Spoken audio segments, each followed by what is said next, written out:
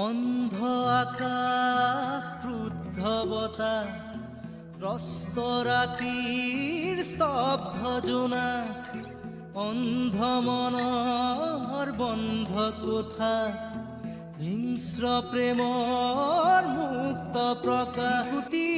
আজি দেখো দিশহাৰা হৈ ৰয় দিশে দিশে চলে মাথো মৃত্যুৰ মৃত্যু এতিয়া খহৰ